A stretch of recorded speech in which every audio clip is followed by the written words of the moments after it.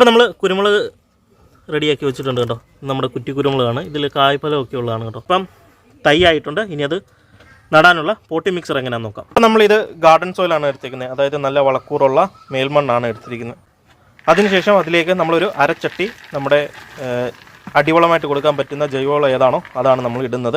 നമ്മളിതിൻ്റെ അകത്ത് ആട്ടുംപുഴുക്കാണ് എടുത്തിരിക്കുന്നത്. നമുക്ക് ആദ്യം നമ്മുടെ ഈ മേൽമണ്ണും നമ്മുടെ അടിവളമായിട്ട് കൊടുക്കുന്ന എന്താണോ ആ വളം കൂടി ഒന്ന് നല്ല രീതിയിൽ മിക്സ് ചെയ്ത് എല്ലാ ഭാഗത്തും എത്തുന്ന രീതിയിൽ ഒന്ന് നല്ല രീതിയിൽ മിക്സ് ചെയ്തെടുക്കാം.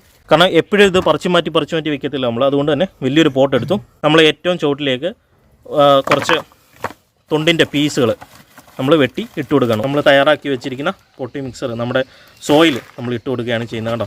കവറിൽ നിന്ന് പൊട്ടിച്ചെടുത്തു. ഇപ്പോൾ നമ്മൾ തന്നെ ഇതിൻ്റെ ചോട്ടിൽ നിന്ന് കുറച്ച് മണ്ണ് പൊട്ടിച്ച് കളഞ്ഞു. അതിനുശേഷം നമ്മൾ പൊട്ടിച്ച ചെടി അല്ലെങ്കിൽ ചുവടാണെങ്കിൽ നമ്മൾ നമ്മുടെ പൊട്ടിലേക്ക് ഇറക്കി വെക്കുകയാണ്. നമ്മൾ ഒരു കൈക്ക് ഒരു എല്ലുപൊടി എടുത്തിട്ടുണ്ട്. ഇതുണ്ടോ, കുറച്ച് എല്ലുപൊടി എടുത്തിട്ടുണ്ട്. അളവ് കൂടരുത്, അതേപോലെ കുറഞ്ഞാലും കുഴപ്പമില്ല. ഒരു